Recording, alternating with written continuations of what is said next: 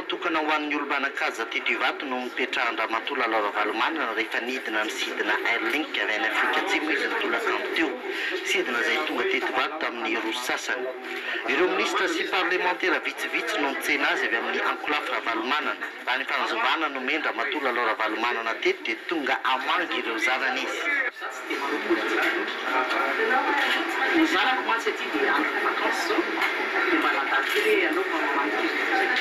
Navoaka ity toerana ity mpanao gazety avy eo sy ny mpikambana avy amin'ny Ankolafy Ravalomanana.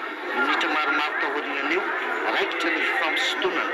Ny vinanto Ravalomanana vadiny Joshua Ravalomanana ity ny fampisontonana ity, hitanay tety ny polisy ny DST.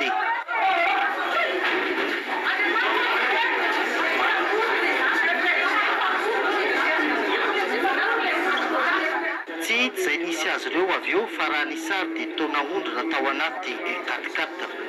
Minitra maromaro tao aorianana io, nanazava itojo Ravalomanana fa lasa ny Bangkok ny reniny sy ny Zobavy.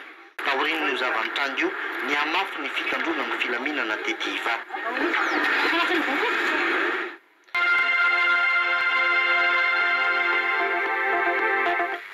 Araka ny fanambara tao anatin'ny vaovao an-tsary televiziona malagasy teo dia misy ny vaovao manokana momba ny raharaham-pirenena ka ny momba ny fanambarana avy amin'ny fiadidinan'ny tetezamita moa no hoentina ao anatin'ity vaovao manokana ity ka toy izao ny vakiny izany amin'ny teny malagasy ka rehefa avy eo dia hoarantsika ny vakiny amin'ny teny frantsay.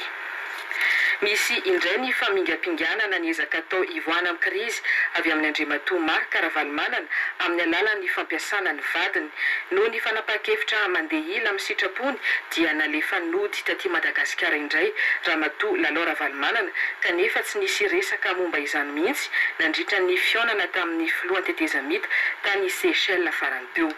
Fanapahan-kevitra manitsakitsaka marindrano ny zavatra ny fanarahana tamin'ny fionana tany Seychelles izany na izany na tsy izany Andriamatoa Marc Ravalomanana toy ny mahazatra dia mbola nanao fiantsiana indray amin'ny alalan'ny fampiasana ny vadiny nefa ny tenany sy ny filohan'ny Andrinirina Rajoelina dia mbola hiara hifanakalo hevitra amin'ny fitadiavam-baolana ivoana amin'ny krizy.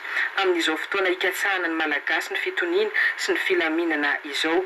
Io fihetsika tsy matotra sy feno fiantsiana io dia mety hanohitoana indray ny fitohizany ny fifampidiniana eo amin'izy mirahalahy. Midika itsotra izao izany fa tsy manana ny finiavana velively Andriamatoa Marc Ravalomanana ny ampilama any Madagasikara. Antananarivo 7 Jolay taona 2020 fanambarana avy any amin'ny présidence izany.